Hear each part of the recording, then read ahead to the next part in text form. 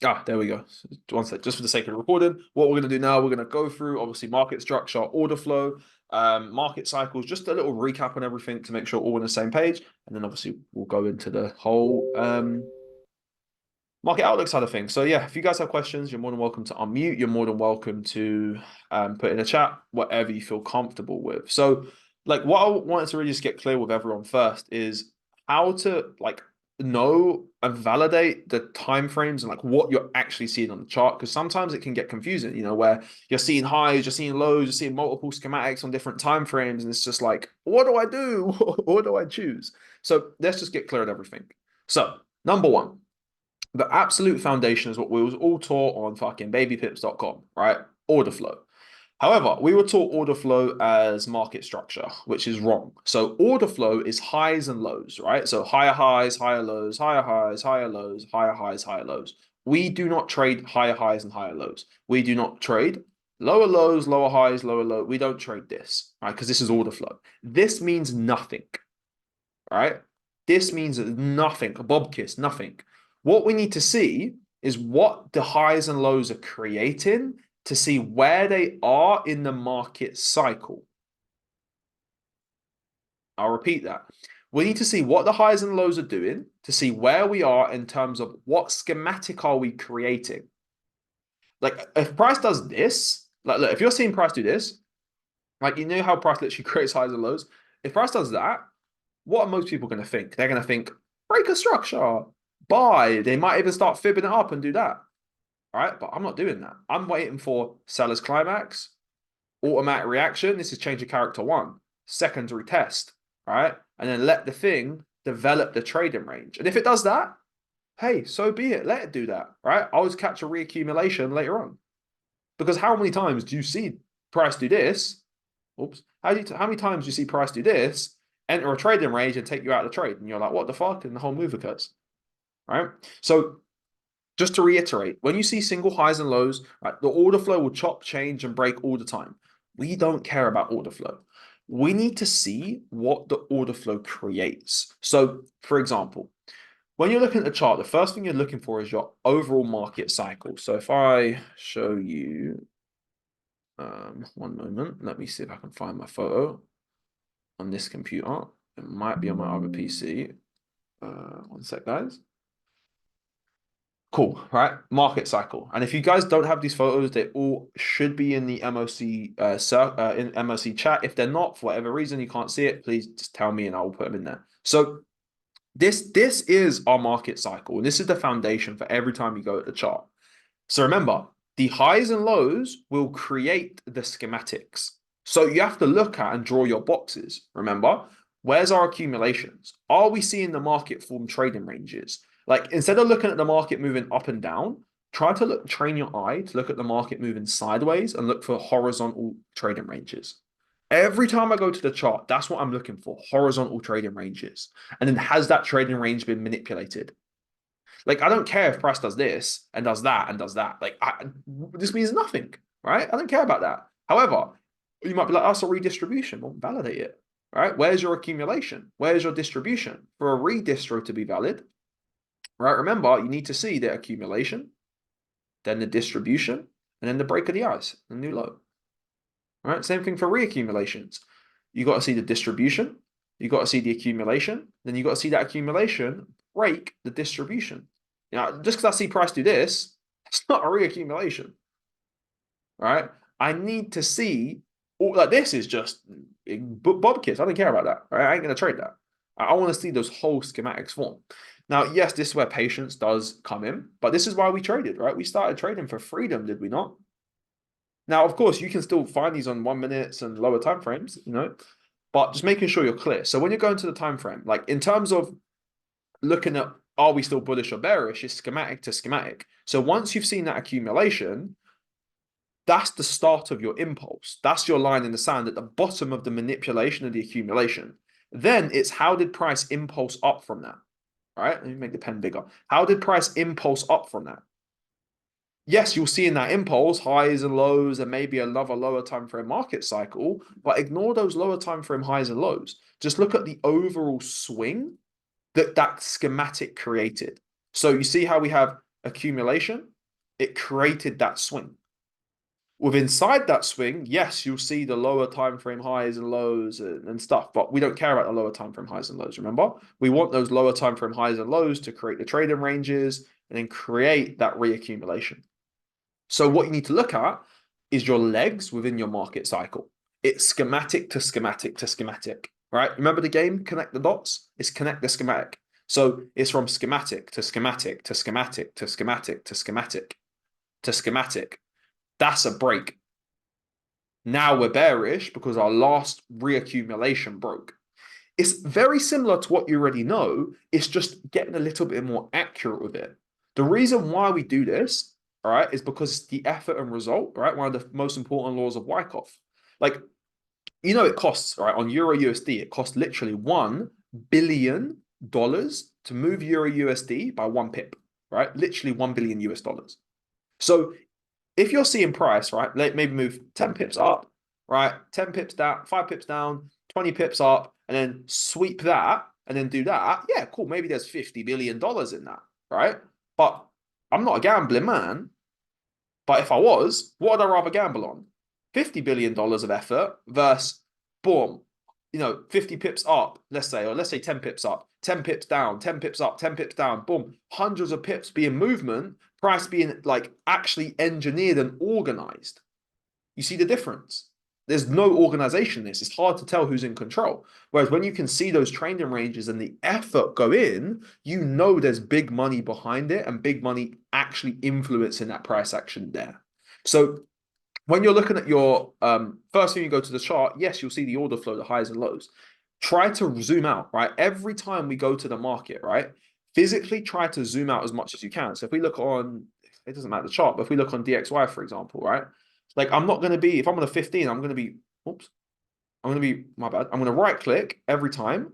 Try to, or sometimes it doesn't let you reset it. But if you've moved it, reset it. If you can't, come to the little cog and press the auto button here and physically scroll out as much as you can. So see here, it's like gone all weird. That's why I pressed the auto button to make sure it's clean. All right. I ain't going to be here like, oh, this is a redistribution. No, no, no, no, no. I'm zooming out, right? As much as I can. And then I want to go in and look at my market cycles, right? So now, obviously, we're not going to get into like high probable redistros or low probable redistros today. I'll do that in another training in the future, but just keeping it really simple. Now, right, let's look at where we are. I mean, we can do this on any time frame. It really doesn't matter, but I mean, we can clearly see what we have here, right? We can see there's an ugly redistribution here. And in this case, you can perceive this as two ways, right? You can see this is like a micro accumulation here or a larger head and shoulders, right? But more importantly, if we're doing our boxes, right, always use your boxes. One sec. I need to find the pen again, right? Let's say that's your redistro. Not the cleanest. I wouldn't be looking to trade out of that, but we'll get into those in future videos. And obviously we've got, if you want to look at this as an ugly type 3 accumulation, like head and shoulders with a micro in there, you can. But more importantly, all right, we now have our break. Our market cycle broke. So when price, the accumulation, you can also argue you got cause and effect. When the accumulation breaks that last redistribution, this is now when we're going to enter that bullish market cycle on this time frame. Now, again, look, I'm not looking at all these little pieces of noise in here. All right, I don't care about the pieces. I'm looking at the swing. Accumulation, where did the move originate from? That's the origin of the move. Where's the impulse? Okay, now the small pieces, the order flow, right? What's the order flow creating? Oh, it's a trading range, schematic, right? And sometimes you might have to dive deeper to a little bit of a lower time frame to get more clarity on it. I said you can argue cause and effect because technically on a lower time frame, good question. You have a micro accumulation on the 5-minute that broke the redistrib to the left. Now, the reason why I said you could argue, this depends on the type of trader you want to be. Like if you want to be a scalper and take way more trades, then you're going to have to like use obviously lower time frames, and sometimes if you're using higher time frames and waiting for schematics, you can be waiting for weeks. Like even here, this is a 5-minute accumulation. For that to have cause and effect, it took 6 days, you know. But the reason specifically I said you could argue of that being cause and effect is just dependent on the type of trader you want to be. Like if you're more patient, let's say you're very busy with work and a lot of projects, etc. Obviously, you can't be sitting on a lower time frame all day. Yeah, let me know if that answers your question, bro. But from there, right, reaccumulation. So again, look, this is your impulse. Remember, this is our impulse. Inside the impulse, you can see the highs, the lows, the highs and lows. I don't care about the highs and lows. I see the schematics, right? What are they creating? Right? Can you see how? And that's why I say look for your trading range. You see how we have our trading range here. We have our climax to our rally, to our secondary test, to our MSAL, right? To our up thrust. Not the cleanest distro. Remember, not every distro will look perfect. To our sign of weakness. So this is our active distro. We have our shakeout. Weak hands got shaken out. And ultimately, to confirm the reaccum, we need that break. And when does price break? So like at this point here, until this high is broken, right, of the distro, I'm still in, right? Until that's broken, let's say we're here live, right? I'm still bullish from this point here, right? And now, unless we're in a higher time frame bearish leg, but again, that's a combo for another day. Yeah, we're still bullish from this leg. This is still our line in the sand, right? Because this is our impulse. Now we're in a bullish market cycle. So am I going to be trying to short this down here? No, it's not worth it. Right? I'm going to be waiting for two things. I'm going to have an alert set on my accumulation. Or if I can find a reload, a reaccumulation that invalidated this supply to the left here. Can we see one? You can see one here. Right? I'm going to be waiting for price to come back and mitigate these areas. So set an alert here. All right, and set an alert here. Once you've got that schematic, once you've got that leg, you set those alerts at your POIs and discount. This is our leg, discount below 50%. And you set an alert on the high. Does that make sense? Please put a 111 in the chat if that makes sense, or a 222 if you want me to explain it differently.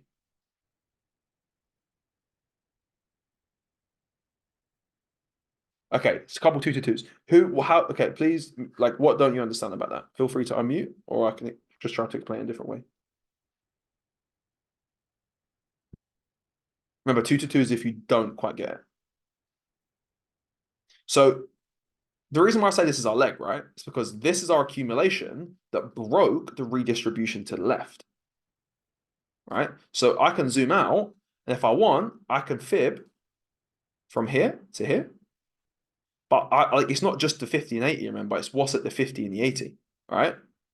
What do I see? I see, oops, an accumulation. I see a reaccumulation. So am I going to be like, cool, it's below the 50, it builds more confluence. But I'm not going to be setting a limit off that.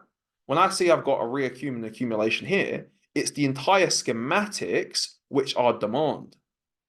It's like, yeah, it's the entire schematics which are demand. So these are my POIs. These are my demand zones, technically. So when I'm trading live, right, I've identified that.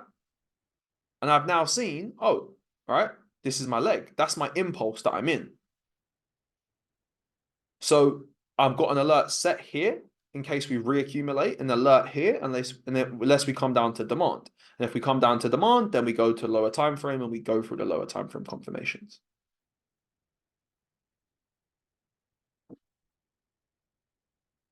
Does that make sense?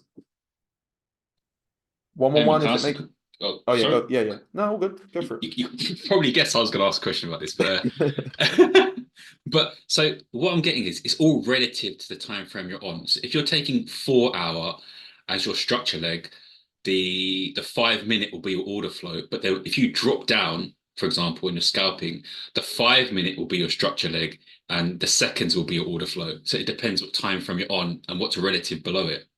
Yeah, so technically, if we want to be really anal about it, your market cycle leg, because structure needs cause and effect, remember? So you have your market, so this is market cycle, what we're looking at, right? Just to be a little bit anal with it, to confirm structure, so the difference between structure and a market cycle is this. So for example, we can argue that this accumulation holds structure because it has cause and effect, because it invalidated supply here, right? And then yes, inside on the lower time frame, it's order flow, 100%, right? We don't care about that. Now, in terms of what the difference between the structure and the market cycle is that this reaccumulation now let's say this is current price and it's like up here and we're live, we can agree that I'm just gonna clean this up a little bit. All right. We can agree that our line in the sand was down here, right? But now because we create a new reaccumulation, the line in the sand shifts, right? So now this reaccumulation hasn't invalidated and it has not invalidated anything to left. So now I'm just following the market cycle, which is still fine, right? I'll still wait for price to come in here, look for an entry on a lower time frame and send it higher. But did that answer your question or did I go on a tangent? No, I think it did. So basically, you're just saying simply, if you're going down, and then we just Mhm. happen to break like that redistrict, we start going up, cause and effect, and that's structure. So like simplifying it, it's sort of just like a trend change. Yeah. Is that a simple way of Yeah, yeah, saying it? Okay, yeah. cool. You could trend change. Yeah, sure. Okay, Yeah, it's a cool. good way of That putting makes it, sense. actually. Yeah, Cheers. I might put that word. I like that word. Yeah, it's a trend change. Yeah. Sure. Right. So now, right, if we're here, right, and this is obviously not incorporating like multiple time frames, but so if we're here, we've got our reaccumulation, right? Our leg, the origin of our leg, is from this low, right? This is the start of our impulse. So on this time frame, right, at this point in time, I don't care about these highs and lows, these highs and lows, because it can chop and see how it's like chopping and changing constantly. I'm caring that the highs and lows are creating that distribution. I'm not getting lost in the high. I'm saying, oh, reaccumulation, that's my impulse. Now I've got a new high. I'm at premium. We could anticipate the highs and lows to create a distro to either retrace us down or to reaccumulate. Right. So I got a question. yes. See for that small redistro that you just had there. Can you Yeah, annotate, please, bro? yeah. Hold on 2 If you, seconds. Yep. maybe it's this one. No, just this big one. Mm, mm, mm. Yeah. Where would you like take your trip to the bottom? Like, would it be from there to like to there, I assume, or from Well, like? I wouldn't be fibbing that, bro, Yeah, I was because thinking. I'm in a bullish market cycle. Remember? Oh, okay, good. Because you just mentioned that it's well, technically it is the distro, but I didn't know if it would Yeah. be like worth Yeah, yeah. fibbing up.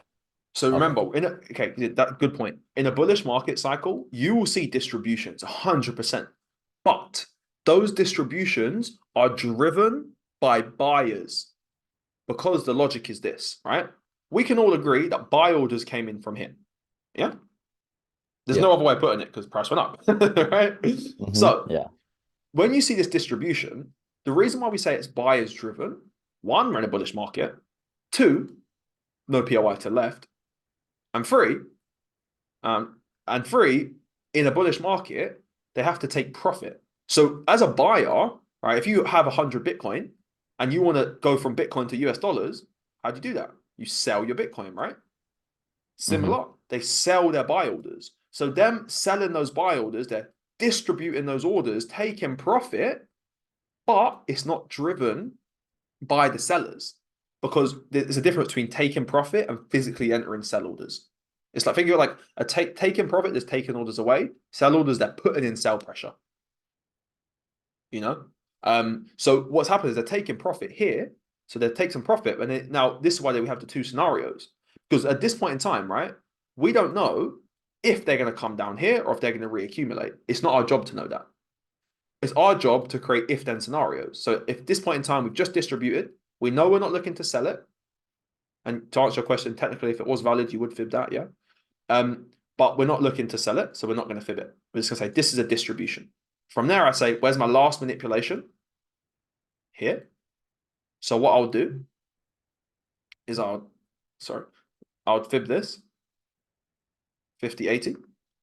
And I'll see if I can build confidence. Is there a reload? Oh, I can maybe see, maybe just on this time frame, I can make out there's a potential reaccumulation, but I'd have to go to a lower time frame to validate that.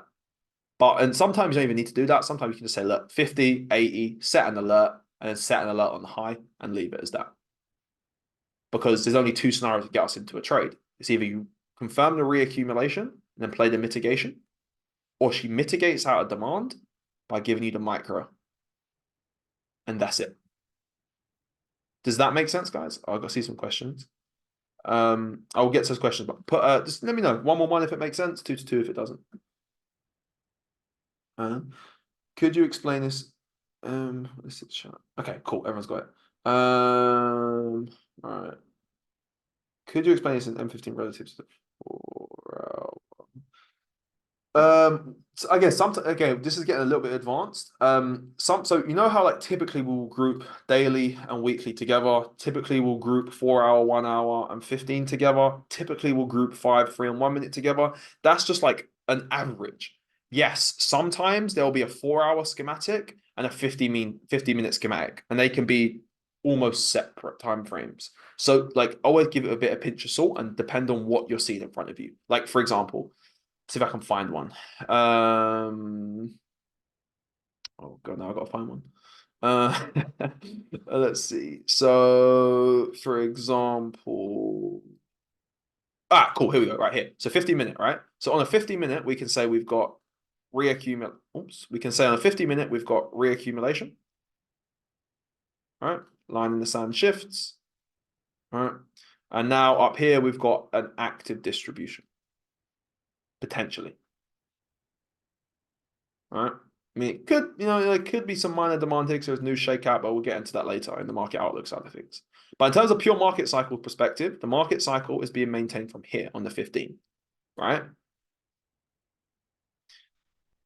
So for a trend change, officially, you'd need to see that. Oh, I like that word, Ron. So for a trend change, you would need to see that. All right, then we play that. All right. Now, if we look at this now on that 1 hour, we can still agree that that is a 1 hour reaccumulation. But if I go to the 4-hour now, I can't see that's a 4-hour reaccumulation. So in this simple example, I would treat the 4-hour, 1 hour. I'll treat the 4-hour as a different time frame to the 1 hour and 15. Does that make sense? Yeah, What would if your it, low be sorry, at the bottom there, bro? Like my bad, on bro. the 4-hour, would this be your low on the 4-hour that you would look for a break?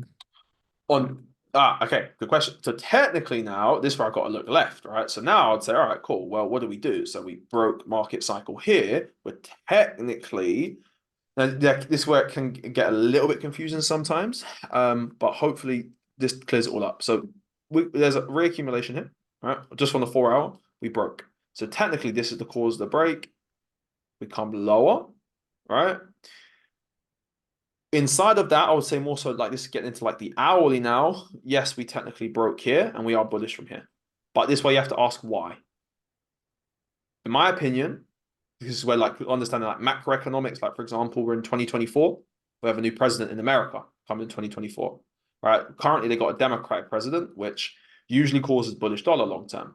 Right. Markets are pretty much pricing in the potential Republican president coming in my opinion. Because right now, agree with me if you're in America or disagree, but no one really likes what Biden's doing. The guy's a zombie. He's not even kind of construct a sentence. So most likely we'll see a Republican president next year with the crypto halving as well. These are all signs for bearish dollar, right? And it can factor in this come into the 80% of supply to the left. But to answer your question, you could argue that we are in this bearish leg, but we are also on this bullish leg too. And this is where now the probabilities have to come in. You have to like make a good case to take a trade. Now, could I now follow the lower time frame market cycle, those reaccumes, and look for more buyers to send it higher? Sure, of course I can. Because we could be coming up to here to do that. Does that make sense? I guess so. You didn't unmute.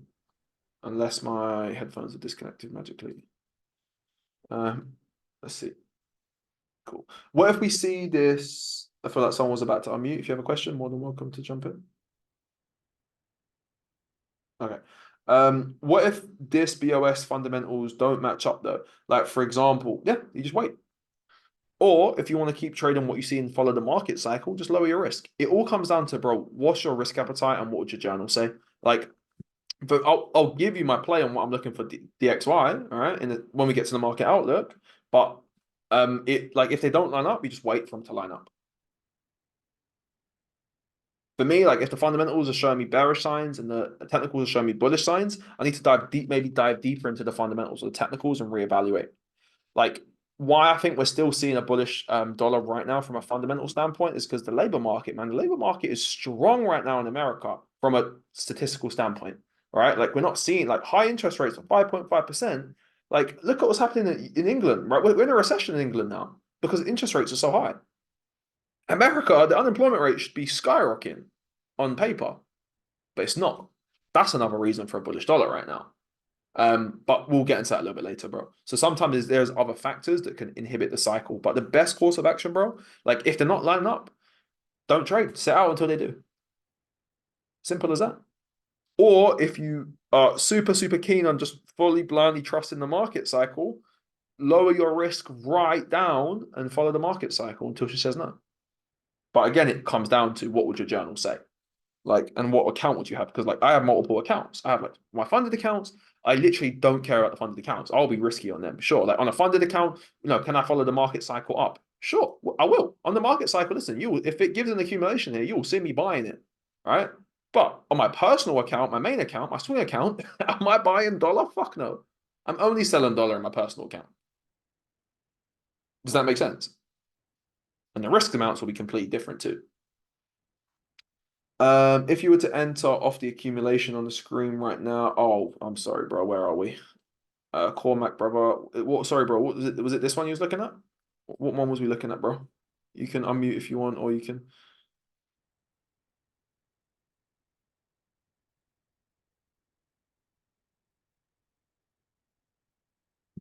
Oh, you sent a photo. If you feel it's there. Yeah, so in real time, right? So in real time, so that was your manipulation, that was your break. So you would have fibbed that, and then you could have got an entry down here. But I don't think she did provide it. I already back tested it, unless someone can magically find one. But yeah, then that would have been your entry to go higher. In terms of where you are now, I like this would be my line in the sand, yeah. But like I like to look at the unmitigated areas to fib, which is shown by imbalance. Like you see how all this imbalance, this is unmitigated because there's empty space. Price hasn't come back into it yet. That's what I would personally fib the unmitigated one. But like just because if price broke that, like I'm not gonna say oh I'm bearish because my line in the sand is still here. Let me know if that makes sense, bro.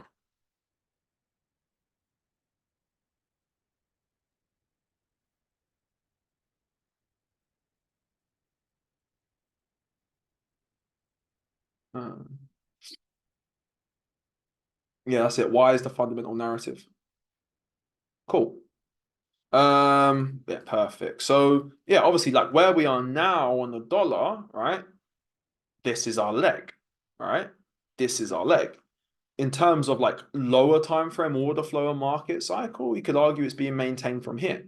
But this is why I don't like to trade order flow, because this can still break, and I'm still bullish from my market cycle. You see what I mean? So to summarize, all right, our order flow is those highs and the lows, all right? Market cycle is following the schematics up, right? Letting the schematic form, playing the mitigation, continue it. Letting the schematic form, play the mitigation, and send it, right?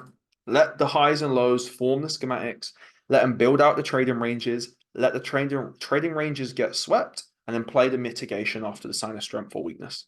So you're seeing order flow, right? Highs and lows. Price just created a new high. Leave it. Let it play out. Give it some time. Right here, just creates a new high. Let it play out. Right. Let it do its thing. Don't get caught up in this shit. Wait till you see the distro. Now you've seen the distro. Cool. Alert set on the high. Alert set on the low. Wait. Oh, sorry. The discount. Right. The 50 or the 80. Wait. There's nothing you do in here. All right. In this space here, you do nothing. High is broken, game time, line in the sand shifts. Our market cycle is now continued. We now play the mitigation. I've got a quick question, Kieran. Sure. On this very same example that you were just showing, like you said, we got this basically reaccumulation. But let's say before we break this high up there, you would not fib up this leg just because of the market cycle is bullish, therefore you would not take any shorts over there. Is that right? On this specific chart, because Yeah. at this point, so it's a little bit situational. Now, if I've come into supply, all right, and I've got 500 pips to go to the downside, and I'm in buys, sure, I'll short it here if I can get a micro, because I'm hedging, and it's worth to go down those 500 pips, right? And I had supply to the left. On this time frame here, is it worth me trying to short this down for maybe 100 pips? And let's say I'm not in just on this chart. If I'm not in dollar buys, is it worth trying to do that when fundamentally at that point in time I'm bullish? No. Yeah, that makes But sense. if I can build a case for it, bro, sure. Now let's just say, right, I have supply to the left. Let's just say I'm hedging in. I'm not going to risk the same amount. I'm going to risk significantly less. Let's say on a 100K account, I'm throwing 0.125%, let's say, on a play in here, $125. If she comes back in here, no, I'll maybe throw, bro, like $65 for the short. Like, I'm not throwing a lot because I'm always risk adverse. Like, I'm not looking about where's the opportunity. I'm looking about where's the threats, right? How can I look for reasons to not take a trade is always what I'm doing, because I find that my problem for me when I was like trying to win and actually become profitable, it was never a lack of winners, because I could always find them. Whether that was a back test, it was too many losers. That was my problem, you know. So that's why I'm quite risk adverse. I don't like to be super aggressive unless it's a funded account. Maybe it's different. But let me know if that makes sense, bro. Yeah, perfect, man. Makes sense. Yeah. So you're basically saying if this was in an area of a supply on the left, then you might consider hedging it down to your next POI that's down there at least. And Yeah, and then if the movement's worth it, like 100 pips, yeah, nah. If it's like 500 or 1,000, yeah, you know, if it's a big move, then it's worth it. And of course, if I am in the pro trend buys, that's even more reasons to look for the hedges. right. Cool, thanks, man. Got you, bro. Wouldn't Booth be, yeah, well, a change of trend, yeah, Darman. Ron, I see you unmuted. Yeah, Yeah. Oh, we got both. Isn't this our last reaccumulation here? yeah, that's what I was gonna. Well, for me, I mean, like I couldn't really validate it because I'm looking at this as a distro. It could be, right? But I'm looking at this as a distro personally because, like, when I look at this, I'm following my market cycle. Look at the amount of effort that's gone into this. I'm looking at the size. Now, I would say in terms of order flow, right, we have a technical and news manipulation. Could we look for some buys in this? Sure, right, and being aggressive with it, we can. But like this is why I'm looking at the distro because of CPI, right? I'm looking at that as a fat UTAD and a fat manipulation when we've seen inflation obviously come lower. And now this is obviously kind of starting to transition into the market outlook, which we can get into, bro, and specifically talk about this in more detail. I've got a lot to say about that. Don't worry. Okay, cool. Yeah, I just want to get into finish this side of it so I can stop the recording and then we can start the market outlook. In terms of like theoretical and application of market cycles and order flow, does that make sense, guys? Does most valid reaccumulator readers shake out on both? It depends what you define as a shakeout tie. So if we're looking at a bullish market, the distro needs to form, yeah, and technically you are going to shake out those weak hands from the sellers, yeah. And obviously the accum will technically shake out these and then do that, yeah, technically. Which is what this would be. Because you see a shakeout on both sides, almost on every one. But we could still potentially come lower to shake out. Yeah, and this way, this kind of goes into the probability side of things. Like, could this be some demand? Sure, it could, but And is it you'll the most? play Yeah, is it the most probable? I wouldn't say so because the fundamental side of things, you know. yeah, on futures this week goes down here too. Yeah, yeah, and this is what we're going to get into as we go through the market cycle. But does that make sense, bro? Yeah, bro. Thanks. Perfect. Yeah, and then the only other thing is now you've got structure, right? Structure is like the granddaddy of it all. Structure, listen, when I see structure, I don't need to set limits, bro. When I see market structure, I will set, sorry, I need to set limits. When I see market structure, I will set blind limits. Like I don't need micros if I see market structure, for example, right? This is just the first example I've got in my head right now because I'm on this chart. Clearly not. Let's go into it. So, for example, right? Market structure is when, let's define it. Market structure is when you have a schematic that invalidates another schematic. For example, you see here, if we go to the data,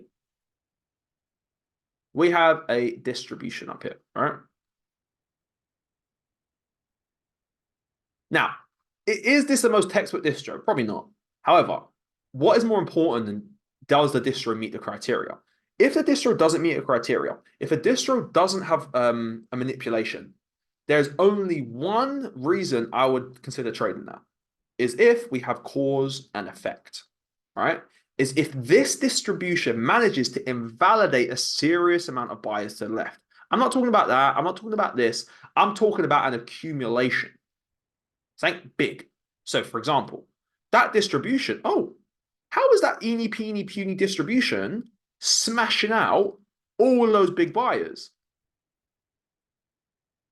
Because the sellers are in control. So this is where I would say I'd have cause and effect. Now, am I going to set a limit on a on a weekly chart? No. But if this is like, treat every chart if it was the 1 minute, right? Every 5 minutes, treat every chart the same. The 5 minute, bro. I can fib that. Limit. Limit. Done. Because there's structure. And now what I can do, I'll risk more on a structure. On structure, I'll risk 0.25. Market cycle, 0.125. All right. So on here, I can, on a 100K account, I'll throw 250. But I may not throw 250 the whole thing. I may throw 125 across both limits and then save on 125 for a micro. So I may end up getting 4 entries on this. Send it lower. But if I get 4 trades and it all loses, I don't care because I only lost 1 unit of risk. So for me, in terms of my win-loss ratio in my journal, that's not going to be 4 losses. That's going to be 1 loss because I lost 1 unit of risk. Now, does that make sense? Let me know, guys. Yeah, that makes sense, Kieran. But how would you deal with or react to that annoying bit where you might get tagged if you were like overall risking 0.25 across 4 different positions, but you only get tagged into one of them, then therefore you're technically only exposing 1/4 of your risk overall. So you leave a lot of money on the table in a sense. But how do you deal with that? Honestly, I would say this. Gratitude. I'll be grateful. I'll be grateful I got triggered in one. I'll be grateful that price didn't do that and slip me out of all my positions. Bro, I lost 35% of my account when I got slipped trading Brexit. so just from that's how I deal with it. I'll just be grateful, bro. Because like how I look at it is no one or the market owes me anything. So if I got 1 filled in, hey, I got 1 filled in. Yeah, it's annoying, sure. But like I'll just be grateful that I got 1 filled. And that just comes down to like, now, this is where I'd have to figure out what happened, right? Was it a case where my broker like was just being a prick? Was it a case where I didn't calculate slip correctly? Like this is where the variations come in. Now, if it's like, okay, I calculated the spread and only 1 got triggered for whatever reason, maybe, and if it happened once, it's a fluke. If it happens again and again and again, all right, I want to change brokers now, you know? But honestly, bro, like it happens sometimes, bro. Like it does happen, man. But like the biggest key is when you're fibbing up and setting limits, is not setting limits on TradingView or using TradingView's numbers. So like I'll do all my analysis on TradingView apart from my entry. Like if let's say this is a 1 minute and I'm ready to set this limit, like I'm literally gonna go on my broker on my MetaTrader 4 on my laptop. I'm going to open up the chart. I'm going to use my position size calculator on there, and I'm going to set my limits based on the 50 and the 80 of MetaTrader 4's numbers, because MetaTrader's 4 numbers and TradingView's numbers are very different. Like that would happen to me all the time when I would use TradingView's numbers. Like just for easy numbers, let's say this price point was £10. For example, if I check £10 on my broker, £10 may be hit. You know, so I always go for my entries and limits, bro, off that. But if it does happen, bro, it is what it is. I'll log it, I'll put it in my journal, and I'll monitor, is it a frequent occurrence? If it's happened once out of like 20 trades, it's annoying. It is what it is. I'll just be grateful. If it's happening 2, 3, 4, 5, 6, 7 times, all right, what am I doing wrong? Am I fucking up with the spread calculations? Am I using the wrong entries? Am I fibbing the wrong things? Definitely, I'd ask questions. I'd find out. Or if it's a case where like I'm physically seeing my broker, the wicks hitting it, I've counted for spread, but it's not working. All right, what broker am I using? If I'm using 8cap, that's probably why. 8cap is, I hate them for that reason. But it all depends on what broker you're using at that point. Yeah, let me know if that got it for you, bro. If not, I can try and answer it in a different way. Yeah, makes sense, bro. Gratitude it is. Just keeping Yeah. humble. Yeah, but obviously, like the key is like if it's a major occurrence, like if it's once out of like 20 trades, it's not really that big of a concern. But if it's like a frequent occurrence, and I'm going to try to figure out why and what's actually going on, is it broker or is it me? Yeah. So in this case, cause and effect, like I'd have blind limits. I mean, in this case, I mean, obviously, maybe I did the fib wrong. You can see I did the fib wrong, so I was in a rush. These things can affect it, So you got now see like now I just adjusted my fib, it comes right to the 50. Oh, yeah, it comes right to the 50. But these are little things you got to pay attention to. But of course, now because I'm selling, right? If the spread is 1 pip, my entry goes 1 pip below, and my stop loss goes 1 pip above. If I'm selling, if I'm buying, it doesn't matter. But if I'm selling, I have to do that to get filled. Not a video on shakeouts, bro. Shakeout is just like manipulating people, right? Who got manipulated? So, for example, right, like a shakeout is a schematic, people getting shaken out. For example, right? Can we agree in this area here? Any weak-handed sellers who were involved lost. Sure. Also, weak-handed sellers got clapped. Weak-handed buyers also get induced and clapped when price does that. So both sides of the party have been shaken up because one side was induced and enticed in, and the other side of the party lost because they're too early. I could also say weak-handed sellers, early sellers also lost as well, who were, yeah. I can do a more in-depth video about manipulations and stuff if you want. But I can essentially, like a manipulation has to manipulate some sort of trading range or some sort of schematic. Like just seeing price manipulate a higher or low isn't really enough for me. So cause and effect is an accum taken out of distro or a distro taken out of an accum. Yes.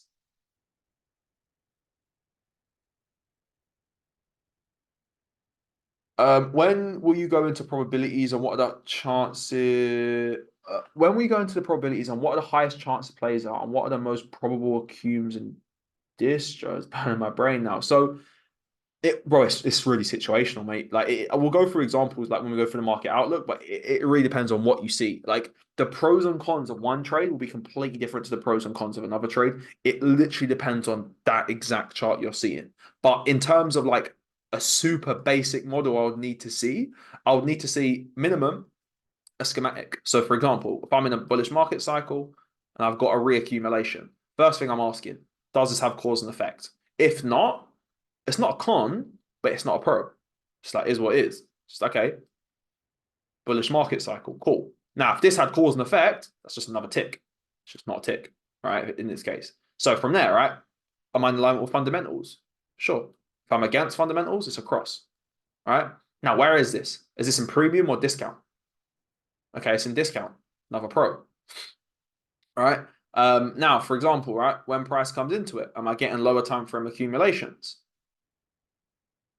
What time of day is that occurring? All right. If I'm seeing a lower time frame accum, it's another pro. If I'm seeing an Asia sweep, that's a pro. If I'm seeing a valid accum, that's a pro. Right. Now, let's say if price does that, right, and then trades into supply and doesn't break the supply, that's a con. But I got to start stacking it up. At that point, I'd probably still take the trade. If I'm at an extreme. Now, there's the thing, where am I in the leg? Am I at an extreme to the left? If I'm at an extreme, that's another pro. If I'm not an extreme and price can come lower, that's another con. So I've got to read the price action, what I'm seeing in front of me, to start determining if it's worth it. Like if I'm stacking up like this, yeah, this is fine, right? But if I'm finding all these reasons, I'm in a supply zone to the left, I'm going against the fundamental narrative, and there's liquidity resting here, there's no manipulation, it's just stacking it up, and I just don't want to be a part of it. And like the easiest way to sort that out, bro, is honestly like the answer you don't want to hear is your journal. Like your journal is your best friend. You know, like the journal is the best friend. You know, like a lot of like the rules and principles I've developed, no one really sat down. Obviously, yes, I've had mentors, I've had people teach me, yes, but a lot of things I have now wasn't someone saying, "Oh, do this, don't do that." It was looking at my data, looking at my journal, and losing so many fucking trades, right? It said, "Okay, don't do that." For example, Harry, you're on the call. Yeah, Harry, you're on the call, right? You're gonna have to unmute yourself. You can if you want. But remember, it's up to you if you want to. But remember your last sample size, right? What did we say? Yeah, remove counter trend trades, stop trading them. Yeah, right. And I think we calculated your. I mean, you did great. You made 35R, but I forget all the calculations. But we calculated if you just stopped counter trend trading, your accuracy rate would have like almost doubled, and your profitability would have massively increased. So this is why you have to follow your data, right? And like, don't expect the first sample size you take to be profitable. Expect the 10th sample size you take to be profitable. Now, is it possible to be profitable in your first sample size? Sure. But again, like you got to focus on the right things. If you're focusing on being profitable, quitting your job tomorrow, you're chasing the wrong things. You got to focus on developing a proficient skill set and collecting data. If you collect enough data, if you journal every trade of a sample size, again, if you take 20 trades, right? This is the game plan to be a profitable trader. It's so simple. It's hard in practice because our emotions take the control of us. But if you take 20 trades, you journal every trade and you figure out, right, what number one, what's my efficiency rate? Meaning, how many trades do I follow my rules and how many trades do I break my rules? If you break your rules more than 2 to 4 times out of 20 trades, you need to work on psychology, right? However, if you don't, you need to work more on your technicals and tweak your plan a little bit. So if you take 20 trades, like I remember my first sample size, bro, I lost 20 trades. I didn't win one. But what I did, I looked at all my 20 losers and said to myself, cool, what was the biggest reason for my losses? I can't remember what it was now. This was years ago. But like I figured out what it was. I can't remember, I couldn't tell you what it was, but let's just say it was schematics with no manipulations. Okay, if 11 of my losses come from schematics with no manipulations, and that's the most popular loss, I'm going to now do 20 new trades with the only change of that cause, which is in this case, wait for manipulations. And I'll compare the data. If I win, let's say I lose 19 and I win one, that's an improvement. I'll now do the same thing. Look at all those losses again. 8 losses happened during Asia session. Bet. Let me now tweak it. 20 trades again. Cool. Now maybe I win 7 trades. You know, it's step-by-step process. Like it's a step-by-step. Everyone's sample size journey will be completely different. And like this is the real work. Marketers, you know, network market, they'll tell you, oh, just join this magical trading strategy, buy this AI. That shit don't work. Like all you need to do is stick to one strategy for fucking 10 years and take 2,000 trades on that one strategy and journal every trade. And I promise you, you will become profitable. Outwork the self-doubt. Right? Sometimes it's not that you're doing it wrong. Sometimes you just haven't done enough of it. It's like, bro, if we went to the gym, and we're going to get into the market outlook, don't worry. Literally after this. If you go to the gym, right, and I do one sit-up, and you hear me start moaning about not having a six-pack, what are you going to say? Come on, fat boy, get back to the gym, do some more sit-ups. Come chat to me once you've done 10,000 sit-ups. All right. Now I've done 10,000 sit-ups. Okay, I'll probably have some more abs. You know what I mean? I've got a bit pudgy recently, so don't judge. But yeah, my camera's not even plugged in. Let's see. All right. Oh, my bad. Cool. All right. I'll work myself. That is true, man. It's like I heard who is it that said it? I forget who said this quote, but it was along, yeah, it was like there was I forget the exact thing, but it was like there was what was it? Okay, that was it. Coin flip, right? If we flip a coin, right, and we land on heads 5 times, right? Are we gonna say that coin is dominated by heads? Of course not. Right? We're gonna say flip the coin more. And then we might start, okay, and then we might start checking if one side's heavily weighted or not. But realistically, you flip a coin 5 times, it lands on heads. Come on, it's a normal coin. You just got to flip it more. And if you flip it 500 times, you won't get 50-50, but you'll get closer to 50-50. You flip that coin 5,000 times, you may not get 50-50 on the dot, but you may get 49.1 versus 50, you know what I mean, right? But you flip it 500,000 times, you're going to get closer and closer and closer and closer and closer to the goal. Outwork that self-doubt. Remember, confidence does not, like my confidence in these markets, my confidence to trade doesn't come from anything magical or special. It literally just comes from time and experience. That's it. I was going to come out with a quote there, but I forgot it. Anyway, let's get into the market outlook side of things. So, cool. Before we do, any questions about market structure, the order flow? Any questions about that?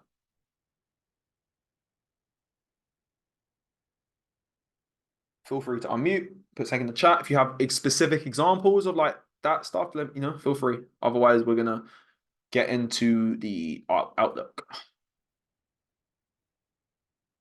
Cool.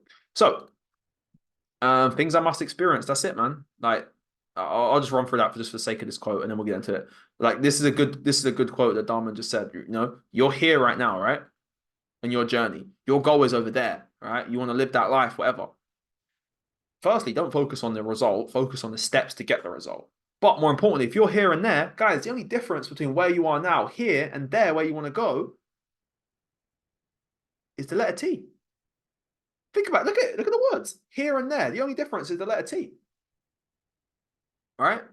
The only difference is the letter T. What does T stand for? T stands for time.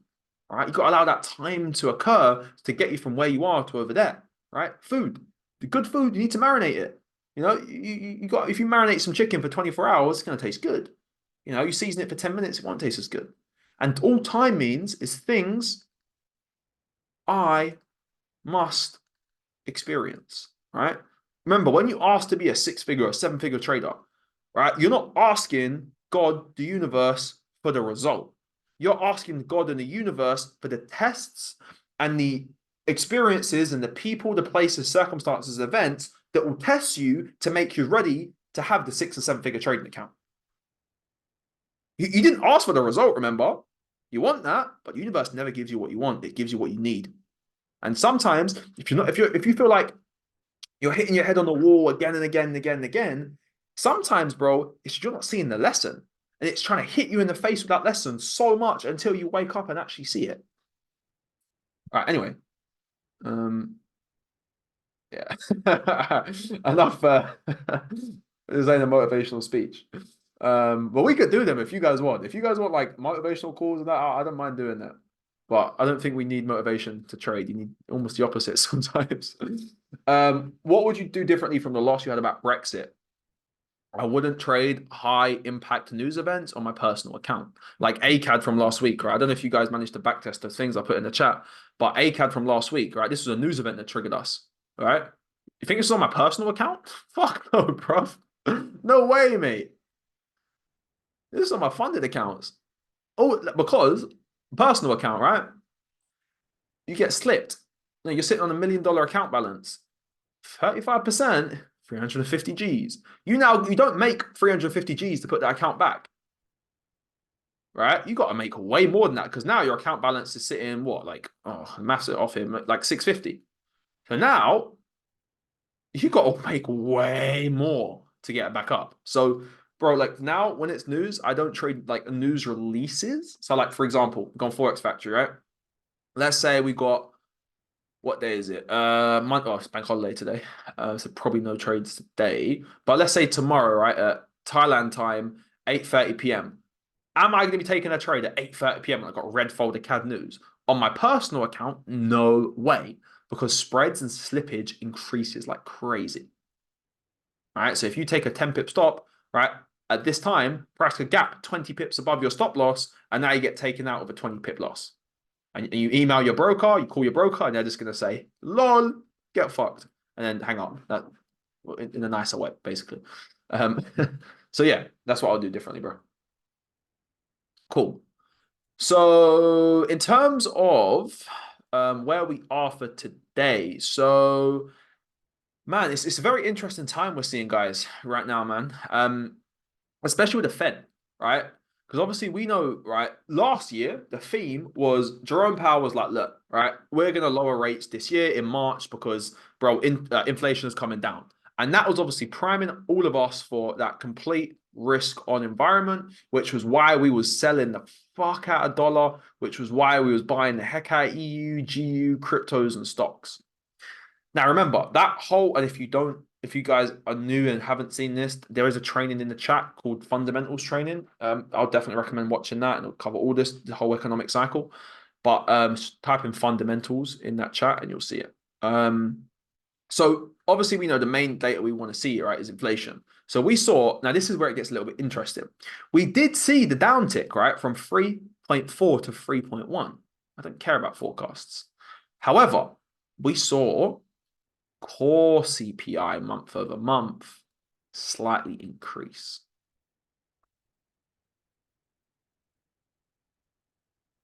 So that then led me to think, all right, well, cool. Let's see how the labor market takes this. There's less unemployment claims. Now, I know, Ty, you don't agree with these numbers. I'm on your side of that. But obviously, we got to pay attention to the numbers, right? So the numbers show us that there's more people in the workforce. So the Fed, right? Remember the Fed, Jerome Powell? They will lower the rates when, well, realistically, two things occur. Remember, they look at labor market and not spell it, and they look at obviously inflation. All right. When inflation runs rampant and goes super crazy, the Fed will raise their interest rates with the goal to lower inflation. Remember? And when they now, why do they want to lower inflation? They want their goal at 2% inflation. Is inflation at 2%? Not quite. It's at 3.1 year over year. It's getting there. But when they raise rates, remember, it's more expensive for businesses to access financing because they have to pay more money when rates are high. That's why the UK is going into recession, because they can't really, like, companies can't really afford money because obviously you have to pay more back. So when we're seeing now that high interest rates, companies should be laying more people off.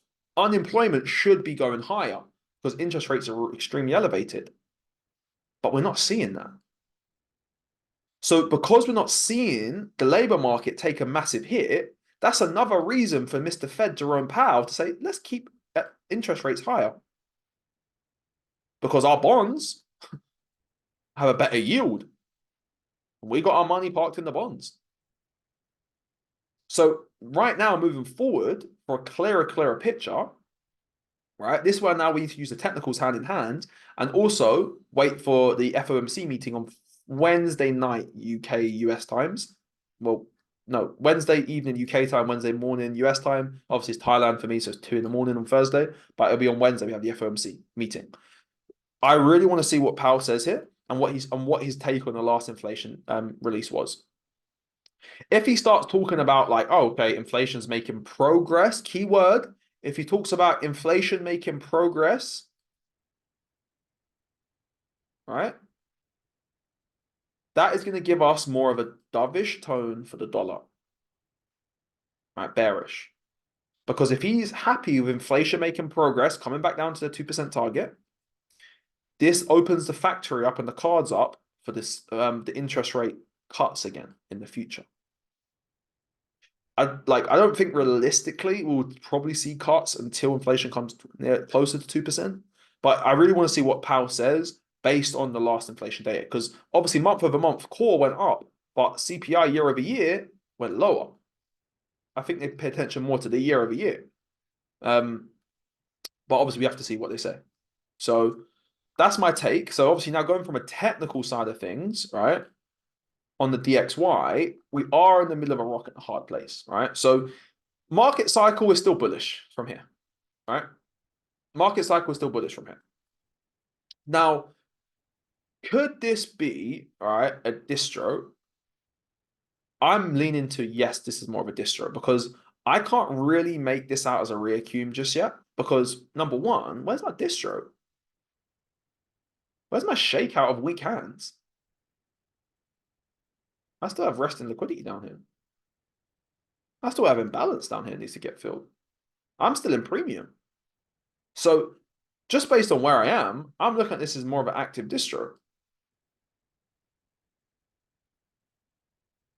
Now, could we see price? Now, this is where now you have to kind of get into the caveats.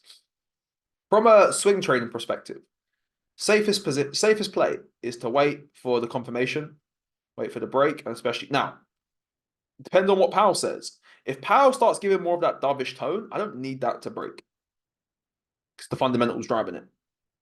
But if Powell's a little bit hazy, not being too clear, I need this to break. And at that point, I would love that to break. And at that point, yeah, mitigation lower. Or play the redistro. So in terms of what we're seeing, we are technically seeing buyers still in control of this. So there's no weakness yet to sell. So if we kind of can see, so if we go to EU, right?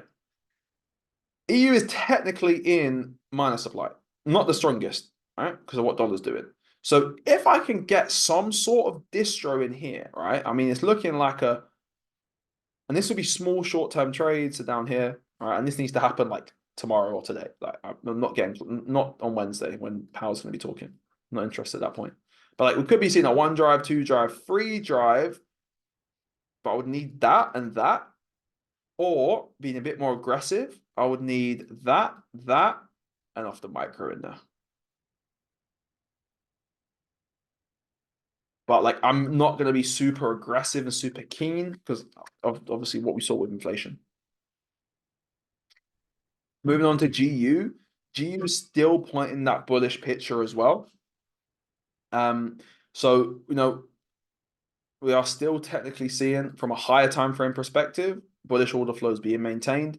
From a relative lower time frame, we're still seeing the market cycle being maintained. Or higher time frame, yeah, we're extremely bullish. All right, I'm still holding. If you guys, is anyone still holding those buys from down there? I am. I'm holding 2 positions on them. One's at like 1 to 200. It's fucking insane. But like in terms of where we are in GU, again, this is all going to depend on what Powell says. If we start talking about progress being made, we can continue just following the market cycle up because we are in an extreme. And what I would want to see at this point is, wait, all right. I would want to see for the safest play, something like that. And obviously, ideally a break of that. But I'm like, at this point, I don't really care too much about price breaking this because this hasn't really done anything. And this all depends on the fundamental narrative. If we keep seeing more, dovish tones for the dollar, that's going to send this higher. In terms of like something today, maybe we could see something come into here and give a micro to send this high. Excuse me, to send this higher. And I'll be looking at like these devil's advocates to take profits, but she needs to come down like now. I don't want her traveling any higher. This is getting like aggressive, like a day trade. But I'm going to be mindful of all that. That's why I need to wait for the micro.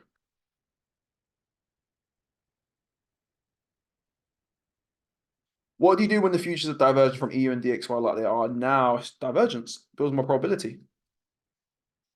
When you have divergence, it builds more probability because you have obviously your leaders and your laggard situation. Sometimes your laggard would break and give the manipulation, and your leader won't and just send it off. I like to trade the laggard that gives the manipulation. GJ, what's this? Let's check. Also, this is a very interesting article about China. That's it. Textbook, bro. Beautiful. That was the one I wanted you guys to backtest. Yeah, beautiful, bro. Absolutely beautiful. Yeah, sexy. The only thing I would say, and I'm just being anal about this, is make sure you include another screenshot of your POI.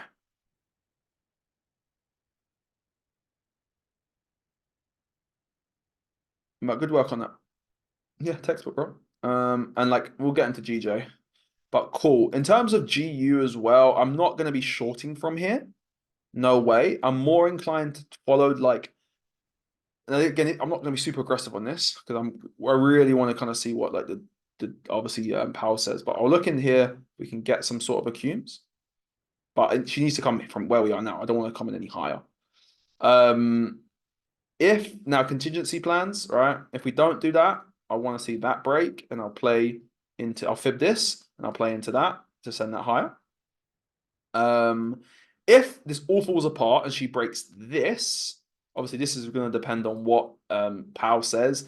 If she breaks this and we're seeing hawkish tones for the dollar, and and hawkish means bullish, so we're seeing like more reasons for dollar to be bullish. Powell's like, yeah, mate, I ain't lowering rates for a while. You know, inflation is going crazy. I'm not happy with it. Then we're going to see, dollar go up and this go down. So at that case, if we have the fundamentals supporting it, then we could look for the shorts and play into the market cycle down. But if we still have that, again, this is where the fundamentals come in. So for me now, I'm just going to kind of trade what I see and try to follow this cycle upwards.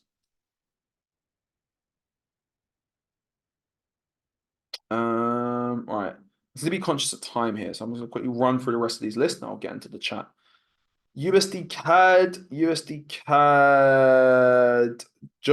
So there's really two scenarios what we could see here. Could just really be following the market cycle up. All right. I mean, we are technically coming into some demand now, but I think we can come a little bit lower because we've got some imbalance here. Come fill that. That would be very juicy. All right. Diving into a lower time frame because we are in discount. I know a few people actually try to buy off this reaccum. So a couple people was trying to buy in here. The reason why you shouldn't have brought in there is because we didn't break supply to the left. We're still in that bearish leg. So we just mitigated from that. So at that point, I would need that to break. You know, like here, the questions you've got to ask yourself. If I'm seeing a schematic, all right, and it's failing to break this supply and distributing out of it, why would I want to buy that? Right? They've gone through all that effort to reaccumulate and accumulate. Why can't they just break that high? They couldn't, so I don't want to buy it. You know? But in terms of where we are now, I mean, this lacks. So this could be, let's see. Maybe a type 4. Bit early to tell. Maybe a 1, a 2. Something like maybe we can do. There's not really a whole lot to do it. Like it's a bank holiday in the US, so we're not probably going to see a lot today. Realistically, I would like it to come lower and probably micro after this news. Like come into that. Yeah, there's a lot of confidence. So come a little bit lower, sweep out these weak hands and give them the cube. But like, there's really nothing today for this. I need something bigger clearer to build out. Like this is just garbage, you know. Could we argue this is a schematic? It's not clean. Oh, yeah, I also want to wait for more to develop on this. You know, maybe 1 drive, 2 drive, 3 drive sweep. If we micro, I'll be aggressive. Do that and that. So let UCAD build out a little bit more. I know you guys are sending a lot of charts. I will get through all the charts. Just let me go through the rest of my list and we'll go through them. But if you have questions that pertain to the specific chart on the screen, you're more than welcome to. U-Chef. So long term on U-Chef, right? We're still not quite up at premium. So we still come a little bit higher. So realistically, if we want to be aggressive on a counter trend trade, we could look for something like that to send it higher. But I really doubt we're going to see this today or this week. Do I want to trade the order flow out of that? This is like the lowest form. Probably not. You know, look where we are. I don't want to be all up here in premium. All this liquidity resting. No, that's, you know, for me, that's like kind of like crackhead behavior. I need to get a trade, you know. So I'm good. I'd rather just wait for price to come up in here or come down to here. You know, 1 trade a week is all you need, if that. Because remember, like trading the game is scaling, right? You can scale. If you can consistently catch 1 trade a week, bro, it doesn't matter. You can catch 1 trade a week, yeah? Make 5R, make 10R, make 15R, make 20R. Just scale. Like if you can get consistent with 1 trade a week, even 1 trade a month, just think about it for a second. You can scale that. You can keep increasing your risk if you're consistent with hitting those.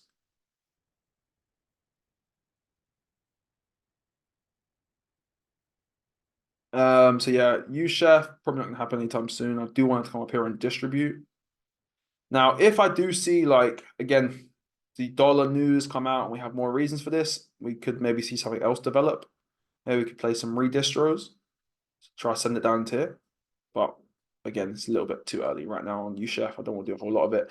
Now, NCAD and NCAD and ACAD. So there's some very interesting developments we've seen, right? Obviously, you guys remember the trade from last week. Right, she did end up going, what was it? I mean, that secured like around 60%. I'd have to check MT4, around like a 1 to 11. And then she obviously came into our devil's advocate down here. And I was just waiting for her to come here to close the final like 35, 40%. But she just went and ended up slapping me out. That's all I want, bro. 100K risking $250 is 4K. That's it, man. That's it. You know? And like if you even get consistent hitting, I know it sounds a bit like one trade a month doesn't sound a lot, but it's having that abundance mindset. You know, if you even hit one trade a month and you're risking 1%, doing 15R, it's 15K. One trade a month for, and you've got to think about the work you put into that. That's one trade, you know, journaling, prep work, managing, fundamentally. Look at that, maybe a few hours over the month. Spread was fine for me, bro. Yeah, I mean, like I had two orders, 50 and 80. So actually what happened so I have like a few different funded accounts. So if I'm just being super transparent, so one of my funded accounts, so my next step funded account hit the 50, all right, and didn't trigger the 80 and went. A couple of my other funded to hit the 80 and then triggered on the 80 and stopped me out on the 50. Obviously this was news, so like this wasn't personal. You said that was a next step? Yeah. Okay, cool. Thanks. I mean, bro, there's so many funded companies out there. Like the thing you got to remember with all like for me with fundeds, like I just hate ACAP brokers, man. I really just try to stay away from ACAP. But like either ways, any funded account, remember every funded company only offers demo accounts. So doesn't mean you can't get paid out. You can, but they eventually start trying to do dodgy things to stop giving you money. So just like any funded account, don't put it on a pedestal. Like make 1% withdraw. Make 1% withdraw. 1% withdraw. Yeah, someone in the chat sent a prop firm comparison tool thing. It was pretty cool. Oh yeah. Filtering out, oh, you want single face challenge, you want this broker. Yeah, I'm gonna try to find one where I could trade news. Yeah. Next I step, I mean, think I saw on there too, yeah. yeah. If it was an article, just always be careful. Sometimes those articles can have conflict of interest and they may like I mean referral link is not bad, but sometimes they may like prioritize certain ones, you know? So like it's always good to cross-reference your sources. You know, like check there, you know, even go on YouTube, best prop firms and just find different ones out. But always just remember in the back of your head, those prop firms are gonna try to screw you over in some way. So if you can, put it on a Yeah, credit card on Amex, and if they do, just hit them with a refund. for real, bro. After I think three or 6 months, you could try to get your money back. Yeah.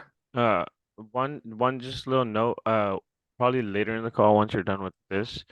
I kind of want to talk about like prop firm these days. Like I guess it's more in the U.S. Like more regulation. Things are kind of just like shutting down, and we've been even hearing about like people switching from forex to futures and stuff like that, just because of shady So brokers or the whatnot. only thing, if I'm not again, I don't live in the US, so I'm not the most clued up with this, but from what I've seen and what I've heard, is the only thing that's banned. It's not the firm, it's the broker. Sorry, it's Meta Quotes, MetaTrader platform. So there's other platforms you can use. Some prop firms have like, I think even FTMO have other platforms. I just stick to MT4 and 5, but a lot of prop firms have like things called C Trader, and there's so many other different actual trading piece. Like so, MT4 is a trading software, right? So there's so many other trading softwares you can use with prop firms to actually still use prop firms in the US as well. I don't have a list for that though, so that's just Do something. you Yeah, think you use something like PSC on those too? I have no idea because I've never used them, bro. I Oh mean, man, that would they be sad. either ways. You worst comes to worst, you could always do the manual calculation, or yeah, you could always do the manual calculation. Worst comes to worst. using like, like my FX book or something, but I'm pretty sure, bro, they would have some sort of script or EA or some sort That's of the thing you first could. thing I'm looking for, bro, if I switch again to C Trader or something like that. Yeah. There's so many out there, man. Just have a look in them. But cool. Let's get back to the market outlook, guys. So obviously, you guys should definitely back to some of these setups. In terms of what I want to see for GJ now, really two scenarios. So, I want to see if we can sweep this liquidity. I'm looking at this as more of an act. So from like a lower time frame market cycle now, we've obviously just kind of broke and had a lower time frame trend change. So what I want to see is like if this active distro, because this is an active distro, right? We have trading range, technically like trading range, all the drives, UTAD. Now I need to see the break. If she can come down here and micro, I'm in off the micro. We could see this today or tomorrow. This is like super high priority. If she comes down, doesn't give me the micro, I'll just literally wait for the break of the high and play the reaccumulation. And then once we get to like this high, I'll be closing majority, but I'm definitely going to hold some runners on JPY because when JPY goes, JPY really goes. Now, if they fail, I'm literally just going to be waiting for two other scenarios, which will be waiting for price down here for the buy. Let's say it like that. Or something like that, and then that. But that's going to take a while for those plays to happen. I think the most recent play or the most soonest play can happen is going to be this. Waiting for that liquidity sweep, the break, and send it to those highs. Yeah. So NCAD and ACAD, this thing is very interesting actually for AU and NU2. Is China, right? It was Chinese New Year recently. And we're seeing a little bit of bullish momentum in the Chinese stock market and the Chinese economy because of this Chinese New Year. Now, is this going to last long? I don't know. But right now, I mean, we're seeing some strength on, where is it? On Australian, is it AU futures? Yeah, we've seen a little bit of strength on AU futures. Now, I'm not going to be super 100% convinced on where we are right now for 100% buys. Like for me to get some buys, I'd want to see a little bit more strength, especially on NU. So if NU can kind of do something like that and give us a micro here, I'll just look for a very short-term play, something like that. Yeah, and I want AU to kind of break this too and then play into there. See if we can send this thing higher. And obviously, what would be a further catalyst for these is if we get that dovish tone for the dollar. So if we see that dovish tone for the dollar, we could definitely get the buys. And that would make me super confident because of the recent bullish news for China. Gold and silver. Oh, these are elusive. Right, I just need a bit more strength on these, right? I mean, gold did come in here and give a little micro, all right? We've been talking about this for ages. Now, I haven't actually managed to backtest it. I don't think she gave an entry yet. No, she didn't quite come to the 50. But in terms of where we are now for an entry, I just need a shakeout. I need some sort of manipulation, right? I mean, I want to see it play a reaccum. Maybe we can distribute out of here, come down, maybe shake out some weak hands, accum, and send it like that. I want to see a reaccum on this. So reaccum on gold and silver is basically what I want to see. Gold looks cleaner out of the two. Silver almost gave the strength. But yeah, just basically playing for some reaccums on this. Gold looks a little bit cleaner for me. This ain't going to happen today. Maybe give it a couple of days. Around Wednesday, maybe we should see something. Play something like that. But definitely bullish on gold. I'm pissed she didn't give an entry down here. But yeah. NCAD and ACAD, I mean, where we are now, I want to see just based off purely just like this is a little bit aggressive and risky. I want to see if we can see some sort of accumulations on here. I have to see the micro in here. And then I'm not going to swing these too high. I'm literally just going to be taking it to these highs. I ain't going to be super crazy with this because I'm mindful that we could see the redistro. And these are almost hedges for me because I still am holding shorts from like, well, a while ago. So I want to see if I can get a hedge buy out of that. But all in all, like long term, maybe we could see the shakeout to the high. That's why I don't want to be super like hold that buy forever. If we see that though, and that's my main idea, I'll play the redistros to short this. And if I get shorts on the redistros, bro, I'm swinging those redistros all the way down here. Oh mate, I couldn't even tell you, bro. There's like 3 positions on them. Let's have a look. The one's at 1 to 174, one's at 1 to 99, and then one of them is at a 1 to 265, which is pretty sweet across 3 orders. Yeah, I mean, these are taken back in like March, almost a year anniversary. The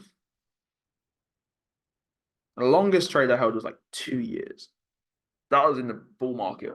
That was fucking crazy. But yeah, so I want to see if we get some short-term buys, but longs, like I want to see that redistro really. Like this is just based off that recent bullish Chinese news. And where we are in ACAL, we are in discount. So for me, it's like, all right, can I get the retracement? Send it lower. That would be the nice play. But long term, I'm in favor of the short. So in terms of like catching the lower time frame stuff on this, see if we can trade into this. All right, it's a little reacute. Yeah, it looks pretty clean. I mean, either way, it's all going to be price action and schematic based. So I want to see what she can do in here. Indices look fucking sexy. We'll get into them in a minute, but that's majority stuff I'm looking for on Forex pairs. EJ, what does she do? So she never really gave an entry in here. She reaccumulated now. Hello. So now we've got a beautiful shakeout. So now, okay, yes. Okay, so EJ, come into this oh my God, please come down here and give me that. That's what we need on EJ. This ain't happening today. Maybe Thursday, maybe. But that would be beautiful. GCAD. Well, I wanted to confirm the redistro at this point. Let her break the low because high time frame, man. I want to see if this can go. So I want to see if we can get that short on GCAD, but I need the redistro first. And if we get the redistro, I'll be playing into this. So it'll be that, into that, down. Of course, off the distros. UJ is EJ. We can. Oh, 1 sec. I had something. Mhm. I'm gonna send a screenshot in a sec. Yeah. So this was, I think, similar. Might have been a similar entry to EJ. If you would have taken that on a funded, because it looks like it came in the news on Thursday, unemployment claims, the same POI as EJ. What was the POI of this? Let me send it. It's like a smaller manipulation.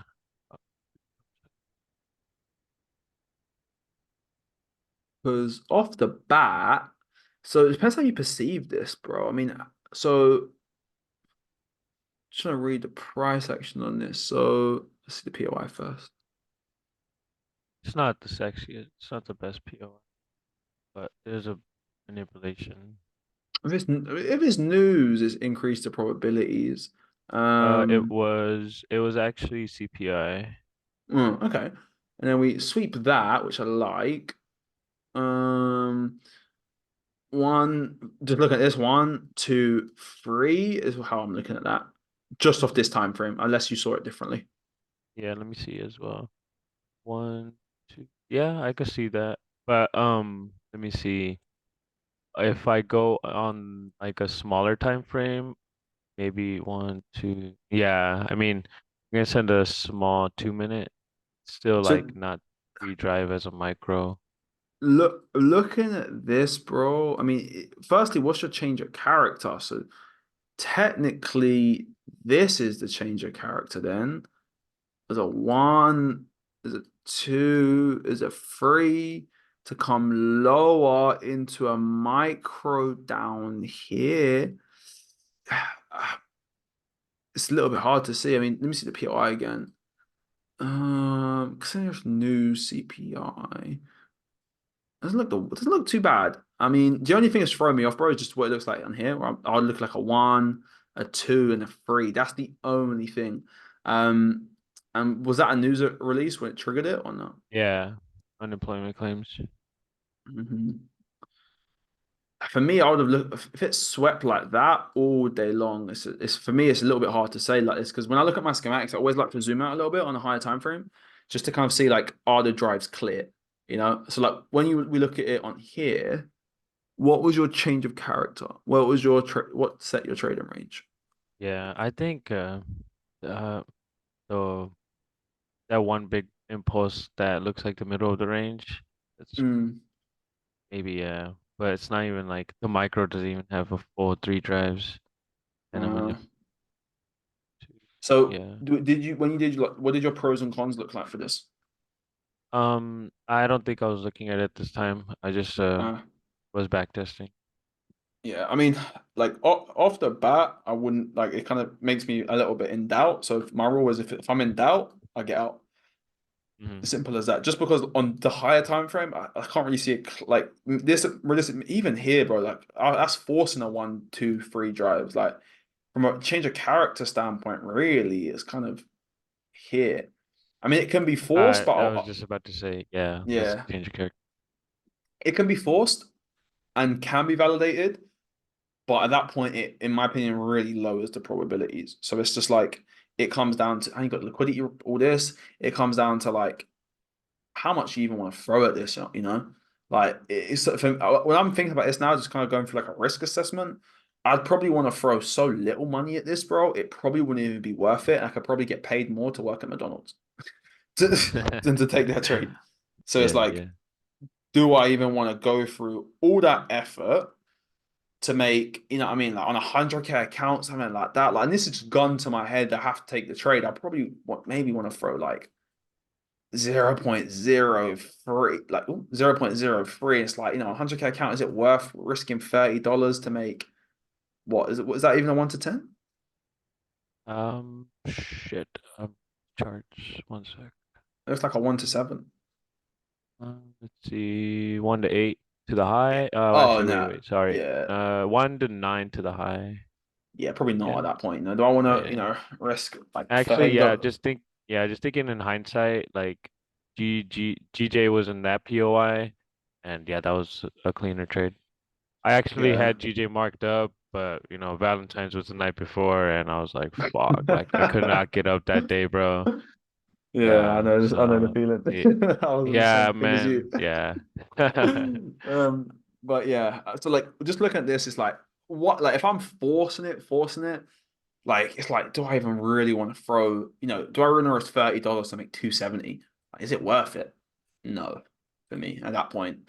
So it's like on a situation like this, if I have to force it, bro, I just want to get out of it, man. Like, and just looking at it, like again, my eyes naturally just get drove. And the first thing was like, forcing it maybe a 1, a 2, a 3 on a higher time frame. If it did that and that, sure, yeah, for sure, I can justify that.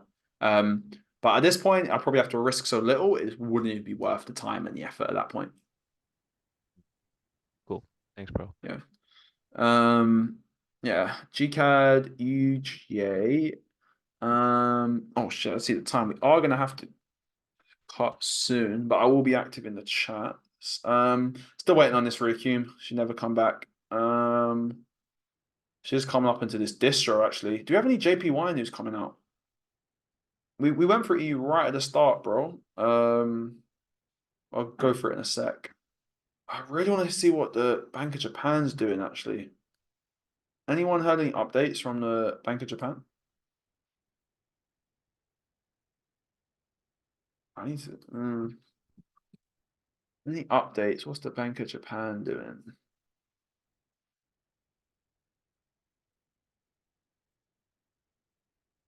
Okay, I'll spend some time doing that. That'd be interesting if we get the sell off. Because BOJ did say they don't want UJ over 150. But considering that, all right, We are still in negative interest rates for Japanese yen, which is still bearish territory. Even though they said they don't want it, all right, at one, oh, what's going on? Kind of. Even though they said don't want it over 150, why did that distro not break? Why did that not break the demand? So I'm going to continue the bullish narrative really and see if she can come into this recume to send it higher. NChef will probably at this point on NChef. I mean, are we going to distribute in here? I don't know. Let's have to see. We could sweep those highs very easily, but there's zero weakness in this market. So unless I see some weakness in this in a distro, that'd be the only thing. Unless we come up to the extreme at the 80, that's still a possibility.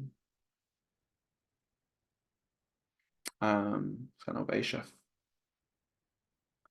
Yeah, we'll see. We'll see if we get some weakness in some distros in these areas on A-Chef and N-Chef. I don't need A-Chef to take the low because N-Chef already did. So yeah, I just want to see these pairs really just show some weakness and some seller intention. Obviously my line in the sand is here. Oops, why are we so glitchy? My line in the sand is here, so I want to see if that can break. Cool. Let's quickly go through indices and I'll check EU again for you. I'll check EU also here. So yeah, I'll rewatch what we went through at the start regarding the whole fundamentals, bro, but potentially this is a distro. If we can do that. But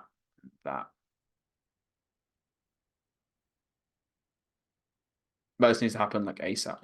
But again, it's a bank holiday in the US today, so might not see a whole lot of liquidity. Indices. My favorite. So, can you guys still hear me? I was like, I'm lagging bad over here. You're good, bro. All right, cool. Thanks, bro. All right. So if TradingView decides to wake up, we will really cool. So we have broken the lower time frame market cycle to potentially retrace down to here, this reaccumulation. So I'm only going to buy from down here. All right. This beautiful reaccum, this sexy minute. And by the way, guys, this is US 30 futures, right? On the US 30 chart, this looks disgusting. So I'm only looking at the futures for this. Yeah, like honestly, the US 30 chart on Black Ball looks disgusting. So I'm just looking at futures. So I want to see if we can short this week.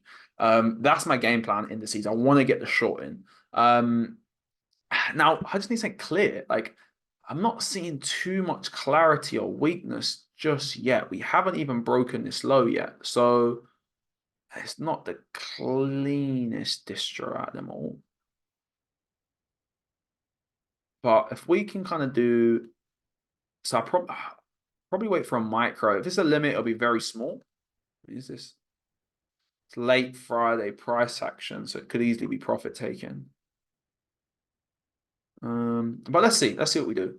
Safest play is wait for the micro. A limit off this, it will be a little bit too aggressive. I will check indices, the other indices. But what is the R and R on this? Even just off the 80. Looks like there's another micro off there. Not bad. To my DA. Not bad. Now, in indices, I'm happy to take things less than a 1 to 10. Yeah, this looks pretty good. This doesn't look too bad, actually. Let's see what the other indices are checking. That limit may actually be all right. I mean, obviously we can't trade this to the New York Stock Exchange, which is in 40 minutes, well, 50 minutes time. So I will be checking in 50 minutes if we can get the weakness. So let me get an alert on that low. And we'll go into that. Obviously out of the indices, NAS is the thing that's like driving everything right now because of Nvidia, right? Obviously Nvidia is like one of the largest stocks in the NAS right now, in NASDAQ, which is partly why the indices have been going so bullish as well, because and Nvidia is like leading the AI space right now. I mean, yeah, we've broken the market cycle actually, so probably still good for some shorts going into this week. Yeah, I quite like that. Yeah, you're right. You're right, Tice. Bank holiday. So I mean, we'll look, but I doubt there's going to be anything. Probably a play for tomorrow. So this, I mean, this looks prime. Good looks though. And then SPX.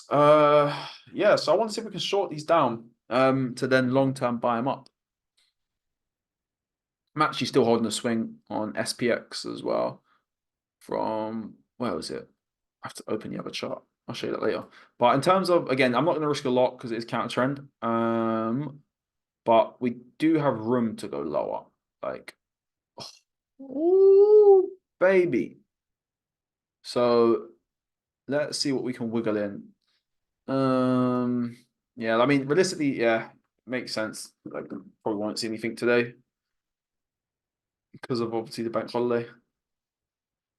So it might just be Call of Duty or Counter-Strike Day today. Actually, no, I need to pack because I'm moving house in a few days. But yeah, so did we confirm the redistribution? Not yet. So okay, let's see what we're gonna do over the week. If we can do that and send this thing lower. That's the game plan on these. But yeah, let me check chat. And then cryptos. Oh my god, cryptos have been going marvelous, bro. Like some of these projects today are up insane. I mean, RTM was up like 30% earlier. I mean, AGX was up like 20%. Bro, this is gonna be a crazy bull market, man. Jasmy's up 20% today. Oh, you're joking. This coin, yeah, it got rug pulled. It's pretty fucked. I only managed to like, close half of my position on that. I was pretty pissed. But yeah, obviously we're full swing in the bull market, guys. I mean, just we could see a bit of a pullback to at least just reaccumulate, but I mean, you know, this close to the halvening, just keep dollar cost averaging. Obviously, if we pull back down here, yes, of course, just keep buying. But in the bull market on cryptos, I'm not selling anything. But yeah, cool. Let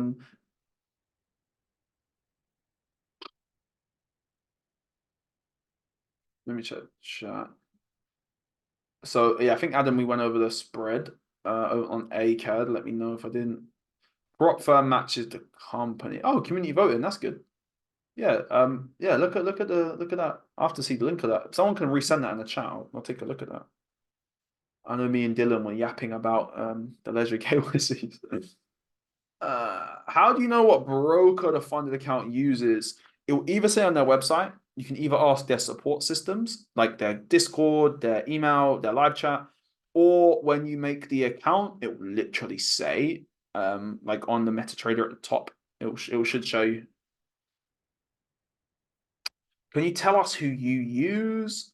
I'm a little bit reluctant because I don't want to get done for copy trade and you guys catching the same entry as me. But like, just message me privately, bro, and I'll give you a list of them, or I'll just put a list in the chat actually of a bunch. Prop firm match. Here we go. But look, I'll be real, bro. It doesn't matter too much like what firm you use. Like as long as their broker's good, you're seeing people getting paid out. Like all of these firms are just short-term solutions. Oh, this website looks pretty good. Yeah, that's the one I was talking about with you can filter and stuff. Oh yeah, this is crazy. Yeah, I mean, have a look on this site. Spend some time on here. But oh yeah, you can change all the stuff. But yeah, oh look, you see, you can choose the brokers. Damn, Blueberry's still about. They've been around for ages. I hate Yeah, ACAP. there's a tab for like news trading right there. So I guess Oh, based off what you filter, theoretically you should say it, but I just go yeah, on their website to double check, I guess. yeah, yeah. This is a good site, man. Whoever found this, appreciate you. Is it you, Dom? No. Oh, I think it was in our last call. Somebody sent it in the chat. Yeah, but I've been bookmarked it. It's nice. yeah, this is nice. Appreciate you. Ninja Trader, nah, bro. I've only ever used MT4. Like that's just how I got birthed into the industry. Fun fact: the woman who introduced me to like Trader 4, she couldn't even help me open a demo account, mate. It's just supposed to be a 6-figure trade. Yeah, if you want, like, I'll put a list of the firms. But like, bro, like a lot of firms, you know, you'll get to a point. Sometimes they'll give you like, and this is just the nature of firms. Like, this isn't like maybe targeting one. Just remember, all firms are demo, and they pay out people from other people's losses. Not to say you can't get paid out. It's just after a while, like they can start coming up with different reasons to, like, for example, you've had taken a trade the same minute as someone else, you can get done for copy trading, like if you're taking loads of payouts. So it's good to diversify. The significance looking at bonds. So the bonds is like really what the bigger investors put their money into. They're not really going to buy dollar, they're going to buy government bonds, because a government bond is a government-backed security, which is one of the most secure investments you can make, and it's got a guaranteed return on investment. So usually investors will put their money into that, and I found that like the bond market will essentially drive the dollar. So for me, if I'm doing like dollar analysis too, I also like to peep the yields, the bond yields, to kind of see what's going on over there. So like, for example, you know, like right now we are still seeing a pretty bullish market cycle on these. For some reason, we're just lagging like crazy. Yeah, I think Joseph, we checked EU. You said EN, right? I'm just gonna be quick, so I have to go in a minute. EN. EN is on my I don't want to touch you list.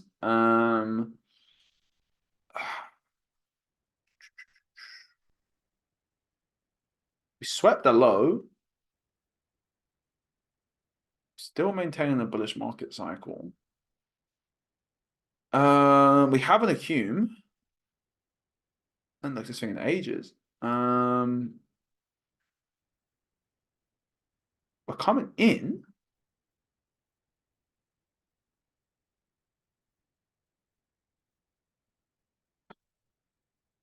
But I see nothing. What do you see? I just see we distroed.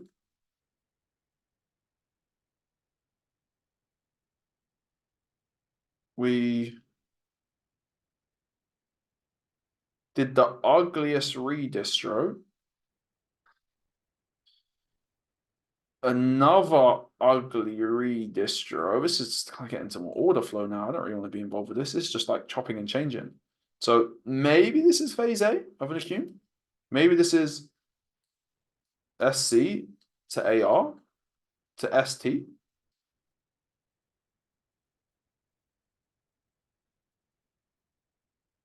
Something like that.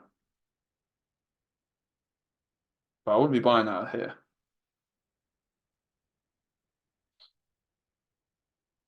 Because we can come lower. Ooh. Whoa, whoa, whoa, whoa, whoa, whoa, whoa, whoa, whoa, whoa, whoa. Oh, what is down here? What happened here? Oh, whoa, whoa, whoa, oh, whoa, we got unmitigated Frankfurt sweep down here. Whoa, whoa, whoa, whoa, whoa.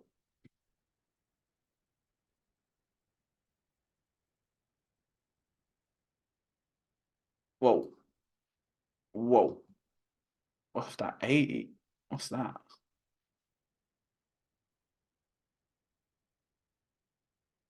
Whoa, whoa, whoa, whoa.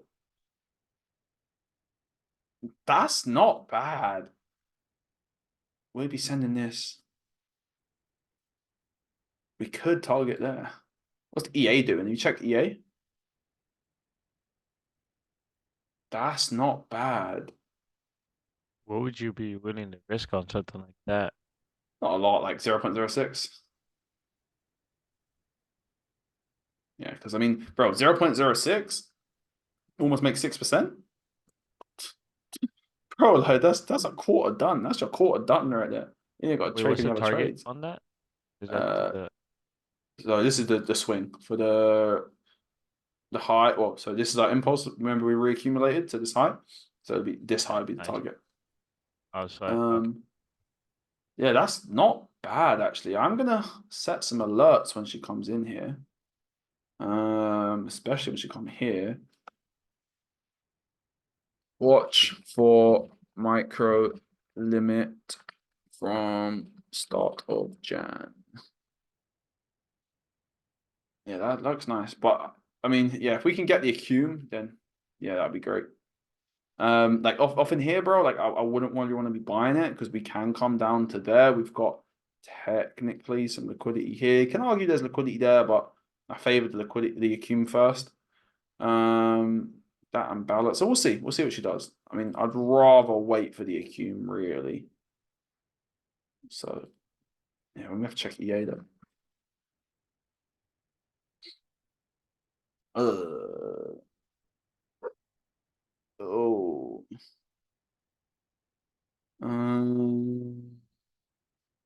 I'll see what EA does closer to that time. I mean, right now we're just we're doing nothing. Hopefully we can get a situation where EA is the leader, all right, and does that, whilst EN does that, and then I'll be aggressive on EN at that case. If so, I want to see if we can get some strength on this. If we get strength on EA, I'll be super aggressive on EN. But right now we're just doing nothing since the start of Feb. So I'm not going to be super like jumping at this thing. And technically our leg is technically here. So we can come down here too. Well, to 50, not that weird line.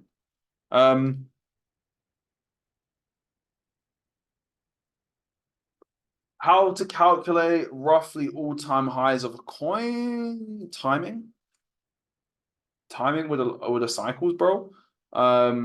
And also looking at like there's a lot of things. You can got fundamental standpoints. So like if you're seeing coins being delisted from exchanges, you're seeing, like you're seeing the community like die off, you're seeing, for example, like the developer shutting down, deleting his social media. Yeah, he's about to pull to pro the coin.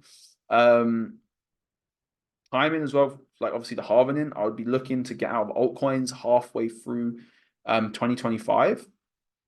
And then yeah, like partial. Now again, just take partials. Like I would never close all of your targets. Like if you're getting any altcoins now, I would hold all throughout this year and at least 4 or 5 months, 6 months of the next year, at the very minimum, and then be starting to pay myself from there. From a technical standpoint, bro, you can use measured moves. So, like for example, let's say this is an altcoin. So this, yeah, well, let's actually look at a coin. So, for example, you can use old all-time highs as well. So, for example, ICP. Excuse me. Bro, ICP was a blessing to get at $2. Like for example, its all-time high was 3.2K. So I'm holding this all the way up from 3 to 3.2K. Now, obviously, timing-wise, right? If it's midway through 2025 and I'm here, I'm closing. I don't care. Because the timing, like timing is what drives in terms of the crypto cycle. That's what drives this entire market and fundamentals as well. Like if we start seeing inflation, let's say we start coming in like end of 2025 and then we start seeing that inflation tick up again, yeah, get out. Or on like other coins, you can use measured moves like on Solana. You can use measured moves. So like, for example, if the impulse is 100 pips, you can get another 100 pip swing from the mitigation point. And I like to use kind of like psychological whole numbers as well and kind of round it down a bit. Or you can use fib extension. So trend-based fib extension. Here, trend-based fibs. And you just go from your low to your high, back down to your low. You can look for like the 127 or 1618s. But measure moves to me is my favorite. Shout out that woman. Mo, you might have seen her. I don't know if you remember Katarina. Yeah, bro, loud and clear. Do you remember Katarina? Yeah. That was, oh man, crazy days. Grateful for her though. If it wasn't for her, then Yeah, your Acume's great, bro, but like you can't fib this up, bro, because the reason why you can't fib this up is because like the only things we fib up right is manipulation. So who got manipulated here? Like there's no one here that I care about. Right? I need to see. Remember, right? Criteria. You're in a POI. Cool. Let the trading range develop. Where's your trading range? All right. Where's your Wyckoff schematic phase A, B, C, and D? All right. So if we look at our Qs, all right, where is your trading range, bro? For me, it kind of looks like you're kind of maybe going into here right now. You know?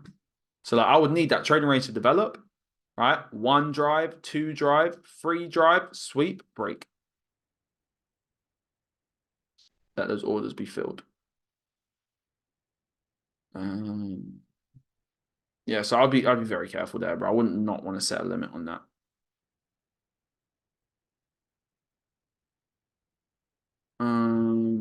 So yeah, I hope that answers your question, Albert. Do you stake? Yeah, bro. Honestly, bro, like right now I've got so many coins, I couldn't even tell you what ones I'm staking. Mate, I have no idea what I'm staking. If the wallet allows staking, I'll stake.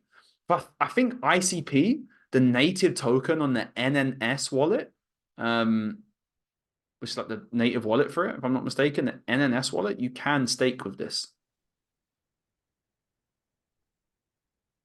And I think I couldn't tell you exactly. Last time I checked my portfolio on this, maybe like 7 months ago, I think I made like I couldn't tell you the exact number. It's around like 10% extra coins just from the staking, which is pretty nice.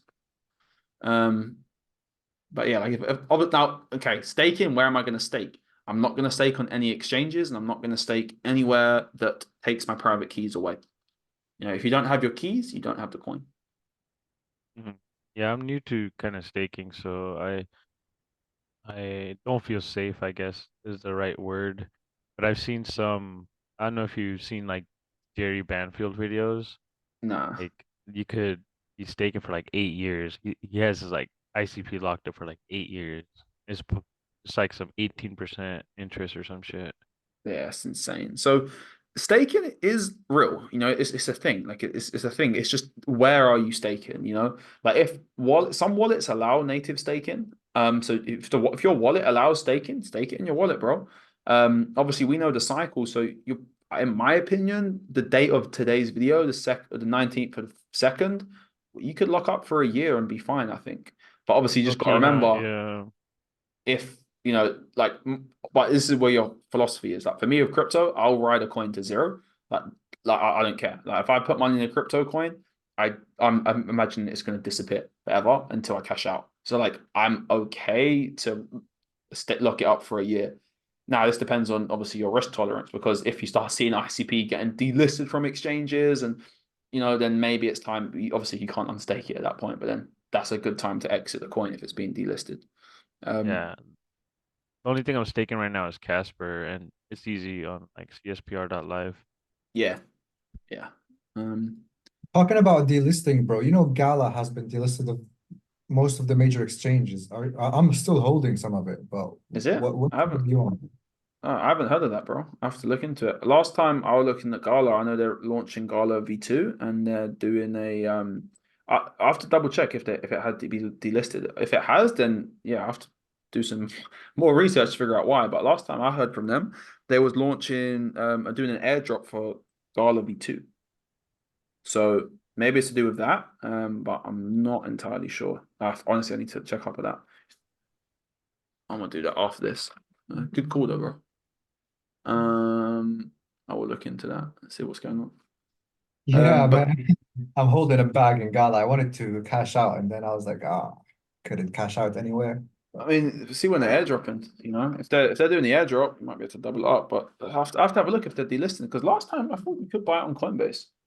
I think I ended up getting a few from Coinbase as well. I have to double check though. Yeah, it's Um, delisted from Coinbase. That's what happened. But it's still on a few. I think it's still on Binance. huh, interesting. Well, we'll take a look. Yeah, we'll take a look. And see what it has. Might change our tone. But obviously, never like you never over leverage into one coin anyway. You know, always just like have a balanced portfolio. You should never have all of your portfolio in one coin split up. Otherwise, the greed will take over. You might be thinking, oh, what if this goes to 1 million? I can make millions. Well, what if it gets rugged? You know, any coin can get rugged at any point. So always keep that in mind. But yeah, guys, I'm gonna go grab some food. Go grab some dinner. It's getting late here. In terms of the charts, you know, I'll send the recording in the chat and let it convert, and obviously it'll be available for you guys. Give it 30 minutes, an hour, and it'll be there. You guys have any other questions? You can put it in the chat, and I'll catch you there. Yeah, no problem, guys, and I'll see you guys all next week from the new crib, and I hopefully have my camera set up next week. All right, cool. See you guys in the chat. Take care.